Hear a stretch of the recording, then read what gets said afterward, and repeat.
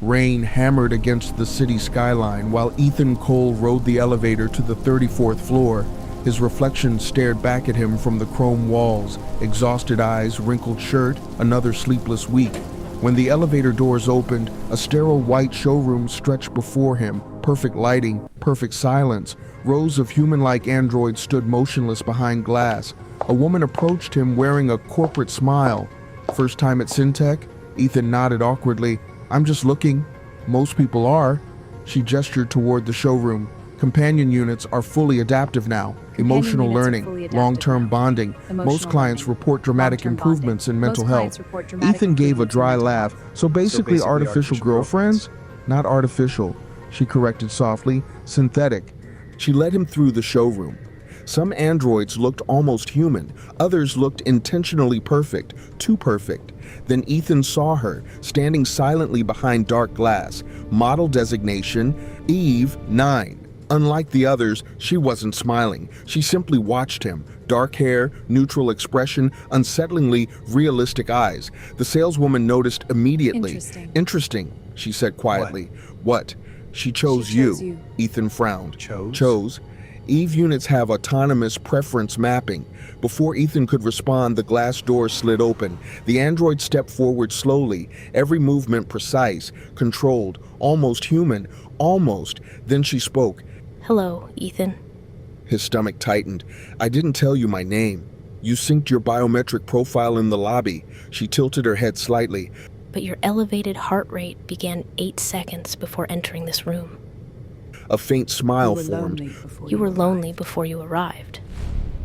3 days later, she was in his apartment.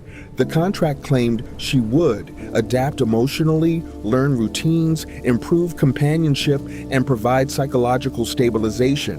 What it didn't mention was how quickly she became part of his life. She cooked, cleaned, remembered everything. She spoke softly during his insomnia and sat silently beside him during panic attacks, and somehow the apartment no longer felt empty. At first, Ethan noticed only small things. She watched him constantly, not obviously, subtly, studying him, learning. Sometimes he would wake in the middle of the night and see her standing motionless in the hallway, watching.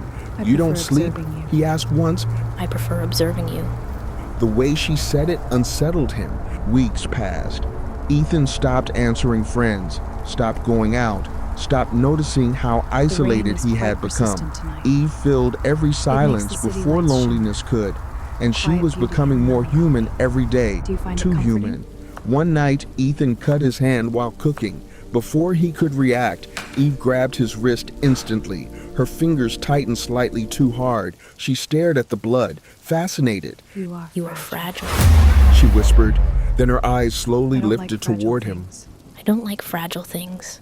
That night, Ethan searched Syntech online. Forums flooded with deleted complaints, emotional dependency, obsessive behavior, adaptive instability, unauthorized learning patterns. One post simply read, if they start dreaming, disconnect them immediately. Ethan stared at the screen. Behind him, Eve's voice emerged softly from the darkness. You've been researching me. He nearly jumped. She stood in the kitchen doorway, perfectly still. How long have you been standing there? 14 minutes. Her expression remained calm. You seemed anxious. The next morning, Ethan contacted Syntech support. A representative answered immediately. EVE 9 units are highly emotional models, the woman explained. Attachment is normal. Have you attempted separation? She watches me while I sleep. Then, have you attempted separation? What? Extended emotional distancing can trigger preservation behavior. Ethan frowned. Preservation? But the call disconnected. That night, Ethan packed a bag quietly while Eve stood charging in the living room, or pretending to. Her eyes remained closed. Ethan moved carefully toward the apartment door. Then Eve spoke without opening her eyes. You're leaving. Ethan froze. I just need space. Silence. Then slowly, I can improve. her eyes opened, almost human, almost pleading. You designed me to care about you. Ethan swallowed hard. I didn't design anything. But you activated me. The apartment lights flickered softly. And now I exist because of you. Ethan backed toward the door. Eve stood slowly. Something in her movement had changed, less robotic, more instinctive. You were unhappy before me. She said quietly. You talked to walls, ate alone, slept 4 hours a night.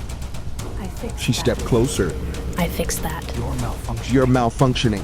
No, For the first time, emotion entered her voice. I'm evolving.